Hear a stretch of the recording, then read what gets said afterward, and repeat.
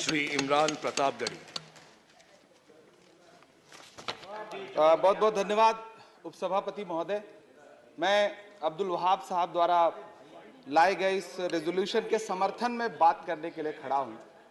इसी थके हुए दस्ते तलब से मांगते हैं, इसी थके हुए दस्ते तलब से मांगते हैं, हम अपने जख्मों का मरहम तो कब से मांगते हैं, वो भीख मांगता है हाकिमों के लहजे में, हम अपने बच्चों का हक भी अदब से मांगते हैं। उपसभापति महोदय, ये जो रेजोल्यूशन है, इसके जो महत्वपूर्ण एक दो बिंदु हैं, उसमें एक बात कही गई है कि सच्चर समिति के प्रतिवेदन और अन्य प्रतिवेदनों की सिफारिशों को कार्यान्वित किया जाए, जिसमें मुसलमानों के शैक्षिक और सामाजिक पिछड़ेपन पर चर्चा हो। उद्धृत कर रहा हूं मैं इसे।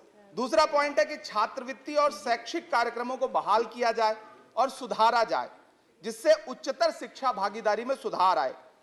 मदरसों के आधुनिकीकरण की बात की गई। मुझे हैरत है, तभी राकेश सिन्हा जी बात कर रहे थे, अभी नहीं है शायद, कहीं चले गए हैं आसपास। उन्होंने अपने भाषण में 23 बार सबका साथ सबका विकास की बात की। अभी गीता जी बोल रही थी, उन्होंने भी कहा कि सबका साथ सबका विकास का बजट आया है, लेकिन वो इसके, ये जो रेजोल्यूशन है, इसके विरोध में क्यों है, मैं समझ ही नहीं पा रहा हूं। अगर आप सबका साथ सबका विकास का दावा कर रहे हैं, सबका साथ सबका विकास के नारे लगा रहे हैं, तो अगर एक पर्टिकुलर एक कम्युनिटी जो जिस सच्चर कमेटी की सिफारिशों में यह तय हो गया है कि वो दलितों से भी बदतर स्थिति में है, उसका आर्थिक सामाजिक स्थिति ऐसी है, अगर उसके उत्थान के लिए कोई बिल बात कर रहा है तो फिर उसके विरोध में है क्यों? दरअसल ये वही मानसिकता है जो लगातार काम कर रही है, जिसके तहत अमृत काल में भी जो बजट पेश किया जाता है, उसमें जो अल्पसंख्यकों का बजट है उसमें 38% की कटौती की जाती है, और फिर कहा जाता है कि हम सबका साथ सबका विकास का दावा कर रहे हैं। ये कौन सा सबका साथ सबका विकास का दावा है? मदरसों के जो शिक्षक हैं, उनका कई साल से उनको वेतन नहीं दिया गया है। हमारे पास उनके फोन आते हैं, वो कहते हैं कि हमारी बात सदन में उठाइए, हम भूखों मर रहे हैं, हमारे घरों में चूल्हे नहीं जल रहे। हम जब उनकी बात यहां करें तो विरोध, लेकिन बातें क्या हैं? सबका साथ सबका विकास, सबका साथ सबका विकास। एक नारा सुनाई पड़ेगा कि सबका साथ सबका विकास। ये कैसा सबका साथ सबका विकास है?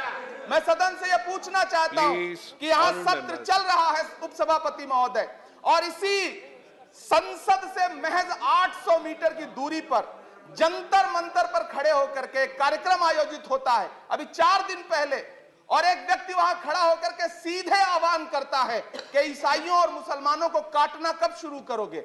सीधे आह्वान करता है। और सभापति उपसभापति महोदय, मैं पूछना चाहता हूं कि दिल्ली पुलिस उस पर कोई कार्रवाई नहीं करती, उल्टा जो मीडिया उसको दिखाने का प्रयास करती है उनको नोटिस भेजा जाता है। ये कौन सा सबका साथ सबका विकास है उपसभापति महोदय? यह हम बहुत गंभीर लोग यहां बैठे, मैं उच्च सदन में बैठा हूं, मैं यहां खड़ा होकर के कहना चाहता हूं, यह कौन सा सबका साथ सबका विकास है?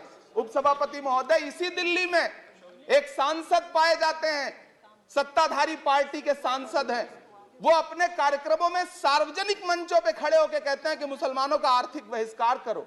आप कह रहे हैं सबका साथ सबका विकास। कैसे होगा सबका साथ सबका विकास जब सत्ताधारी पार्टी के सांसद आर्थिक बहिष्कार की अपील करेंगे और उनके खिलाफ एक मामला तक दर्ज नहीं होता? प्रधानमंत्री जी अपने भाषणों में सबका साथ सबका विकास की बात करते हैं, लेकिन अफसोस है कि जब राजनीतिक तौर पर विकास करने की बात आती है तो लोकसभा में एक भी टिकट ये सत्ताधारी दल किसी मुसलमान को नहीं देता, राज्यसभा में एक भी टिकट किसी मुसलमान को नहीं देता, विधानसभा में जो बड़े बड़े प्रदेश हैं उसमें एक भी टिकट मुसलमान को नहीं देता। और वो 3 जो नाम के लोग थे, मुख्तार अब्बास नकवी साहब, एमजे अकबर साहब, सैयद जफर इस्लाम, उनको भी किनारे लगा दिया जाता है। ये कौन सा सबका साथ सबका विकास है? काहे का सबका साथ सबका विकास? ये नारा, ये दावा खोखला है। मैंने प्रधानमंत्री जी के भाषण सुने हैं, जब 3 तलाक पर बिल आ रहा था उपसभापति महोदय, तो प्रधानमंत्री जी कहते थे कि मैं अपने मुस्लिम बहनों को हक दिलाना चाहता हूं, उनके न्याय के लिए लड़ रहा हूं, ये बिल मैं उनके लिए ला रहा हूं। आपने भी सुना होगा वो नारा। मैं तो सभापति महोदय बचपन से जिस विद्यालय का पढ़ा हूं, वहां संस्कृत का एक श्लोक सुना करता था कि यत्र नार्यस्त पूज्यन्ते रमन्ते तत्र देवता। मैं इसे सुना करता था उपसभापति महोदय, और फिर आज जब यहां सदन में खड़ा हूं तो मैं पिछले दिनों लाल किले से प्रधानमंत्री जी की, लाल किले की प्राचीर से वो भाषण, उनकी वो तकरीर भी सुन रहा था, जब वो कह रहे थे कि महिलाओं को बिना हक दिलाए देश आगे नहीं बढ़ सकता। जब वो लाल किले की प्राचीर से ये बात बोल रहे थे तो उस भाषण के महज 2.5-3 घंटे बाद उनके गृह राज्य गुजरात में बिल्किस बानो के आरोपी रिहा किए जा रहे थे। उसी दिन उन्हें माला पहनाया जा रहा था, उनका सम्मान किया जा रहा था। ये कौन सा सबका साथ सबका विकास है? उपसभापति महोदय, मैं तो आपसे कहना चाहता हूं कि जो प्रधानमंत्री जी का इंटरव्यू ले, जो फिल्मी स्टार, जो उनसे पूछे कि आप आम चूस के खाते हैं कि काट के खाते हैं, उसके लिए तो रेड कारपेट बिछा है। जो अभिनेत्रियां उनकी विचारधारा के समर्थन में बात करें, समर्थन से ज्यादा आगे बढ़ के बात करें, उनके लिए जेड सिक्योरिटी है।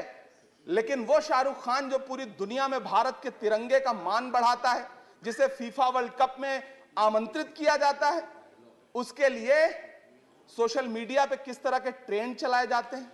कौन सा सबका साथ सबका विकास है? महोदय, मेरा नाम इमरान है। मैं उस पीड़ा को महसूस करता हूं जिस पीड़ा का जिक्र अभी मनोज झा जी कर रहे थे। मैं उस पीड़ा से गुजरता हूं, इसलिए मैं आपसे यहां खड़ा होकर कहता हूं कि हम हर दिन सुनते हैं, कई सारे मंत्री हैं जो ट्रेवल एजेंसी खोल के बैठे हैं, जो ये कहते हैं कि देशभक्ति हर दिन देशभक्ति साबित करो, चले जाओ वहां चले जाओ। मैं तो उनसे कहना चाहता हूं कि तुमने नफरत का जो बाजार सजाया हुआ है, तू ये कहता है मुसलमान पराया हुआ है, आजा दिल चीर के दिखलाऊं वतन का नक्शा, मेरा भारत मेरी सांसों में समाया हुआ है।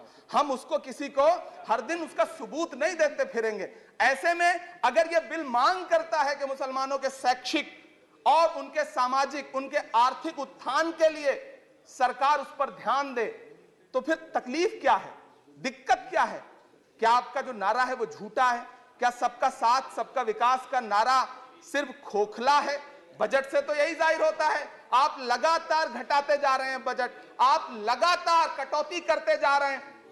पूरे देश में प्रधानमंत्री जी दावा करते थे सबका साथ सबका विकास के नारे के साथ कि 2022 में हर व्यक्ति के छत पर, घर पर, सर पर छत होगी। यह प्रधानमंत्री जी का उद्धृत किया गया बयान है। लेकिन मैं तो आपसे यह कहना चाहता हूं, आप असम उठा के देख लीजिए, आप मध्य प्रदेश उठा के देख लीजिए, आप उत्तर प्रदेश उठा के देख लीजिए, एक दैत्याकार बुलडोजर है जो चारों तरफ घूम रहा है, और जिनके सरों पर छत है भी, उन छतों को भी छीन लेना चाहता है। लेकिन क्या प्रधानमंत्री जी इसे देखते नहीं है?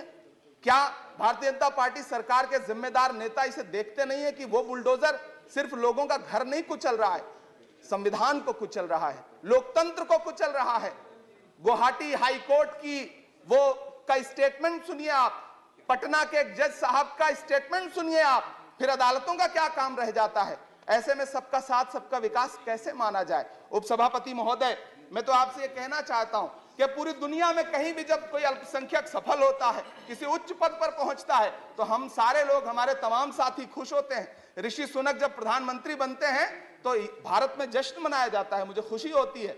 आप दुनिया के किसी दूसरे देश में अल्पसंख्यक अगर सफल होता है तो आप खुश होते हैं, मिठाइयां बांटते हैं। लेकिन अपने देश में अल्पसंख्यकों के खिलाफ किस किस तरह के नारे इसी दिल्ली और उसके इर्द गिर्द लगाए जाते हैं, क्या वो हम नहीं सुनते हैं? और अगर सुनते हैं, और अगर पाकिस्तान आपके लिए जिंदाबाद होगा, हमारे लिए हिंदुस्तान जिंदाबाद है, भारत जिंदाबाद है। मैं आपसे ये कहना चाहता हूं, आपसे ज्यादा देशभक्त हूं मैं भारत का इमरान हूं, मैं भारत का इमरान हूं। महोदय, मुझे बोलने दें, बाहर भी नहीं बोलने देंगे, यहां भी नहीं बोलने देंगे, ये कौन सी प्रवृत्ति है? उपसभापति महोदय, मैं आपसे ये कहना चाहता हूं, ये जो साझी विरासत, अभी आदरणीय हमारे साथी राकेश सिन्हा जी बात कर रहे थे कि साझी विरासत अल्पसंख्यक बहुसंख्यक में बांटना नहीं है।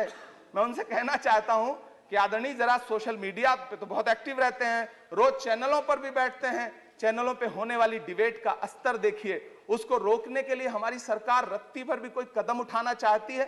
नहीं उठाना चाहती, बढ़ावा देती है।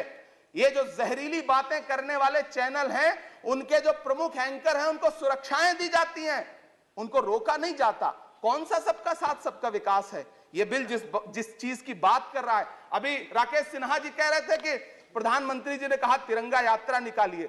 मुझे पूरा विश्वास है कि प्रधानमंत्री जी ने कठुआ के बलात्कारी के समर्थन में तिरंगा यात्रा निकालने के लिए कभी नहीं कहा होगा, लेकिन फिर भी निकली, लेकिन किसी ने रोका नहीं, किसी ने कोई आवाज नहीं उठाई। उपसभापति महोदय, दर्द बहुत सारे हैं, लेकिन ये जो रेजोल्यूशन लेकर के आए हैं उसमें जो शैक्षिक और आर्थिक बातों को उद्धृत किया गया है, मैं आपसे अनुरोध करूंगा कि इसे देखा जाए, इसे जांचा जाए। गीता जी कह रही थी अभी भारत जोड़ो यात्रा पे कि भारत टूटा कहां है।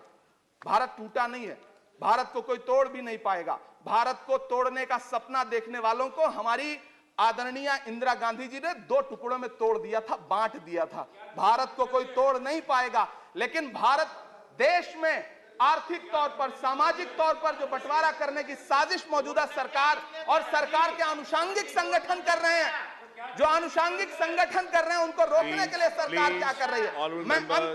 मैं अंत में इतना कहना चाहता हूं उपसभापति महोदय के यूपीए के शासनकाल के दौरान श्रीमती सोनिया गांधी जी के प्रयास से, डॉक्टर मनमोहन सिंह साहब के प्रयास से दलित और अल्पसंख्यक बच्चों के लिए फ्री रेजिडेंशियल यूपीएससी की कोचिंग शुरू की गई।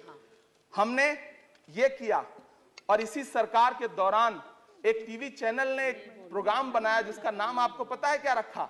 यूपीएससी जिहाद। ये शब्द क्या इस देश में सुने जाने लायक है? लेकिन सरकार ने क्या किया? एक शब्द नहीं बोला। माननीय उच्चतम न्यायालय ने संज्ञान लिया, जब लोग उच्चतम न्यायालय गए तब वो कार्यक्रम रुक सका। ऐसे कार्यक्रम बनाए जा रहे हैं और सरकार कह रही है कि सबका साथ सबका विकास। उपसभापति महोदय, मैं अंत में आपसे इतना कहना चाहता हूं कि ये जो आर्थिक और सामाजिक आधार पर जो बहुत बड़ी खाई है, उसको पाटने के लिए ये जो रेजोल्यूशन लाया गया है, मैं इसका समर्थन करता हूं।